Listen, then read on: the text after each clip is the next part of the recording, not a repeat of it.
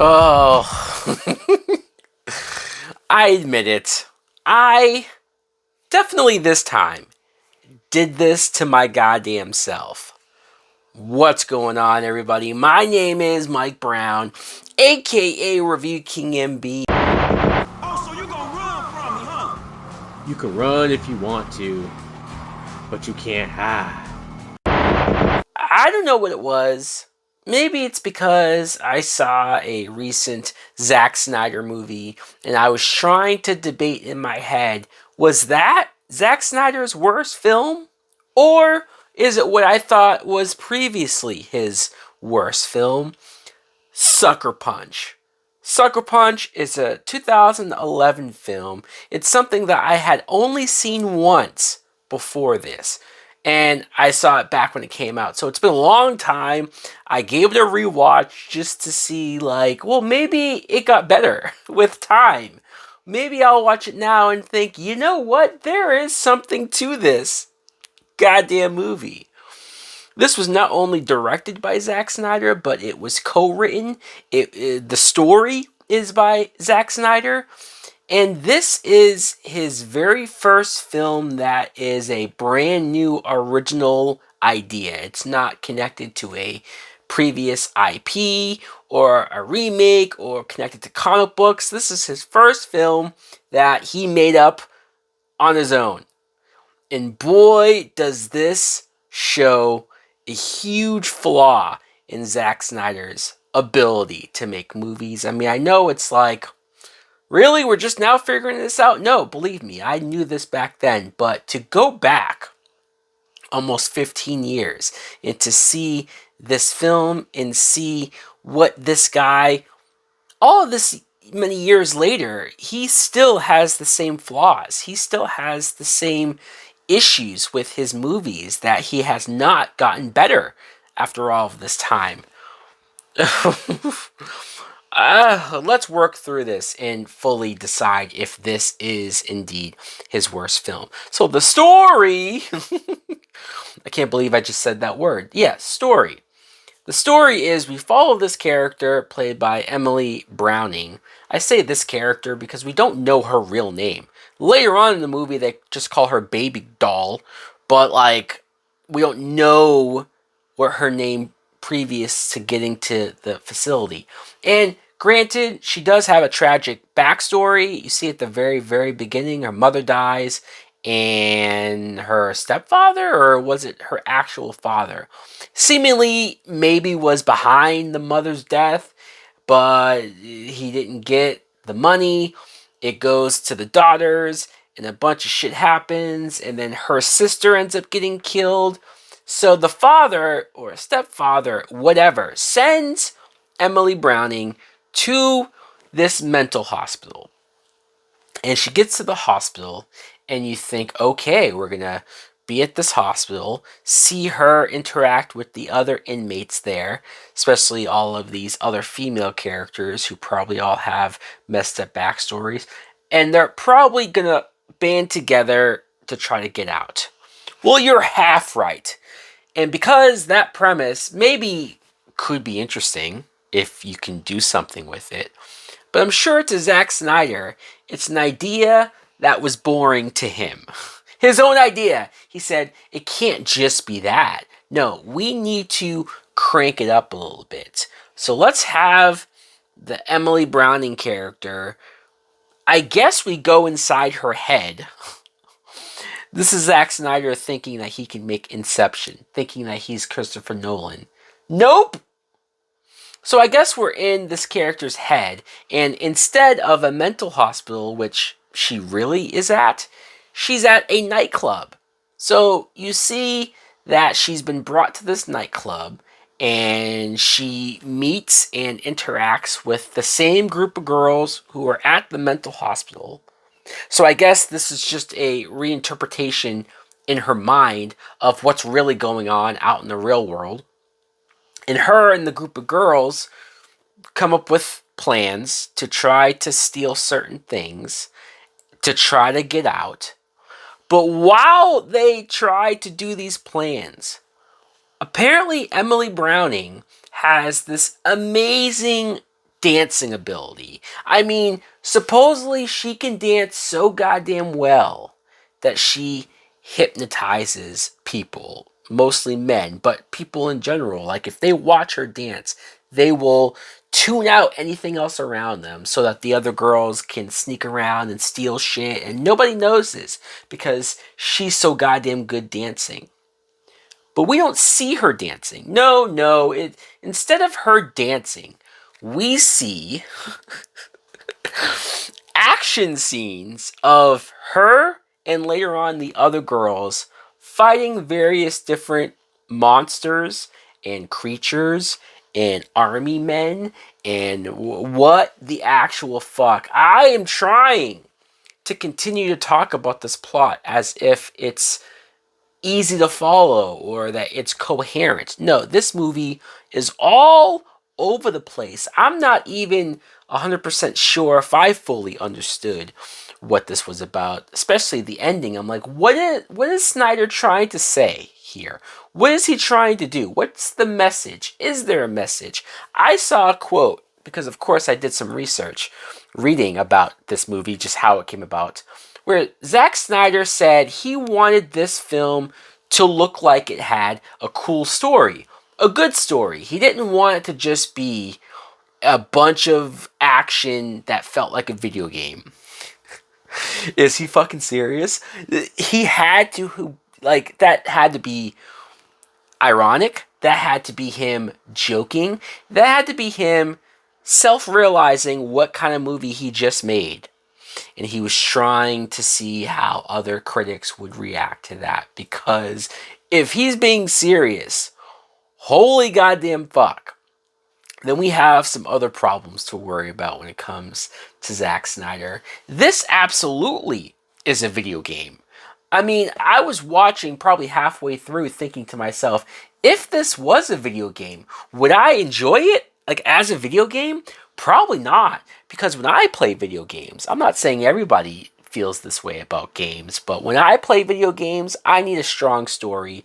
At least I gravitate to the video games that are very story-based, narrative-driven. I'm not somebody that just for hours can sit around and play, shoot 'em up, and that's just not me. But apparently Zack Snyder, you can do that for 2 hours. You can just have the dumbest, mind-numbing action with no heart or feeling or soul going on, and that's what this is. Who is he kidding? This movie is filled with so much pointless bullshit. In fact, when the action does happen, when we drift away into Emily Browning's Never Neverland in her fantasy of fighting and the action stuff is the most boring parts of this movie. I think Zack Snyder did the impossible where he made a film where the action parts are the most boring parts. I don't think you've heard a lot of people say that about a movie, but he did just that. I should probably talk about the actresses because we have a lot. This is a great cast. When you go through these actresses, Emily Browning, I keep talking about her and I keep calling her by her real name because I don't really want to just call her Baby Doll. And I can't fully say that she gives like a great performance because I kept track. It's 24 minutes before she says a word. She doesn't say anything. And I get it. She's been through a lot, so she's sort of distraught at the beginning. And it takes her a while to build up the courage to want to fight. But this is all her idea. And so you never really get a great motivation. You don't get a lot in her head other than the wacky action and images. I'm talking about how she's feeling. You never really hear how she's feeling about anything. It's just, she's just there to be the face. And I also feel like she was cast. So I've always felt like Emily Browning looks a lot younger than she really is. They make it a point to say that her character's 20 years old, but she looks like she's 14. And Zack Snyder wants to have like almost a Powerpuff Girl image of this really young teenage looking girl going around doing flips and action stuff and killing monsters and fucking killing dragons and killing all the things that she's doing. I would have thought this was cool if I was 12 years old. I'm not going to lie. If I was 12 and I first saw this, I might be sitting here going, this was awesome.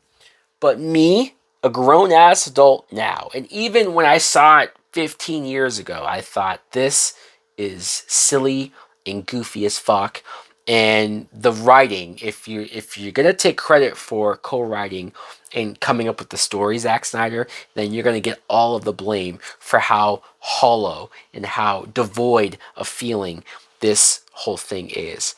Abby Cornish plays Sweet Pea, probably the most interesting character, just in the sense of she has clearly been at this hospital, or in the other realm of Inception nightclub. She's been here for a long time, and she's kind of sort of despondent on the idea that they can make it out of there and get out safely. She feels like it's too dangerous.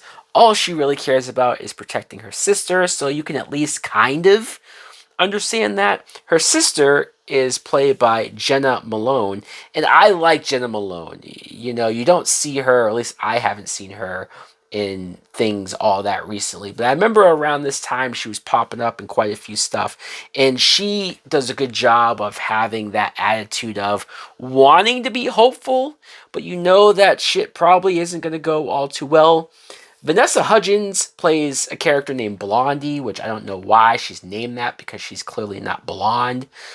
Maybe that's the point. And she's fine. You know, there's nothing really negative I could say about her other than that.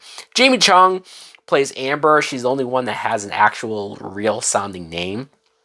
But character-wise, she's just here. A lot of these girls are just here to be in skimpy dresses and look badass, but you don't care. You don't get their backstories. You don't see any of why they're there, how they got there. No, we don't really need to care about that. We need to spend time in CGI land, where all the crazy action and imagery is happening.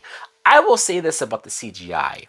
For a movie that apparently only had an $82 million budget, only, I know, but relative to what Zack Snyder films usually are, they're usually hundreds of millions of dollars.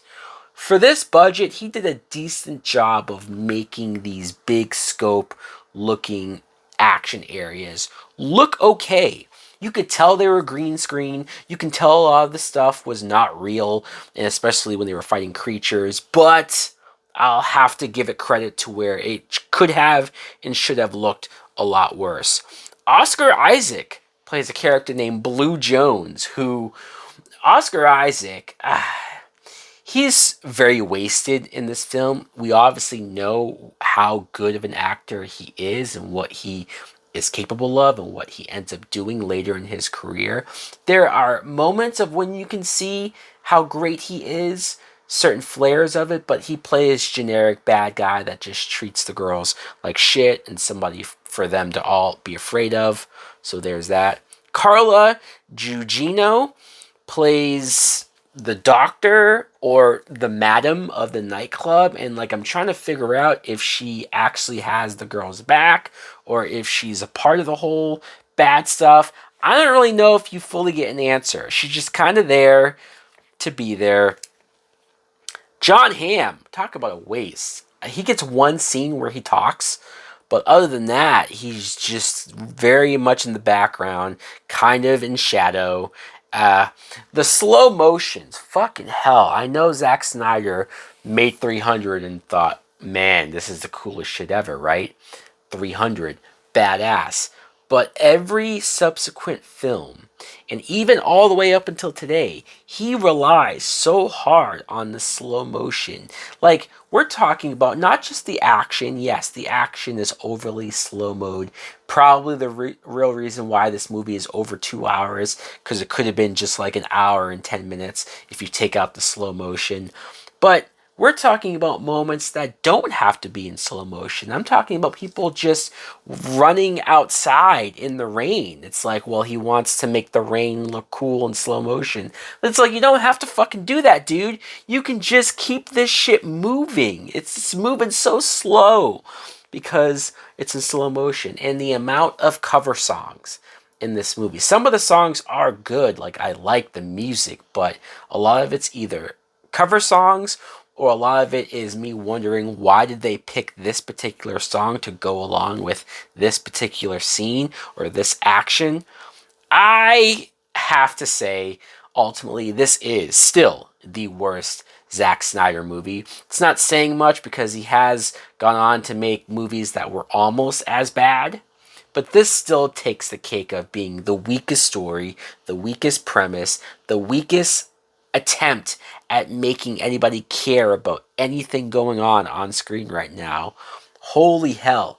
It shocks me that Warner Brothers produced this movie, put it out there, and it wasn't a big hit. Like, it just barely made their budget back. But they saw this film and they said, Zack Snyder's the right guy to do Man of Steel. Zack Snyder should not only direct Superman, but he should head up the entire DC universe. The more removed we are from the DCEU, the more I cannot believe what they were thinking. Fuck.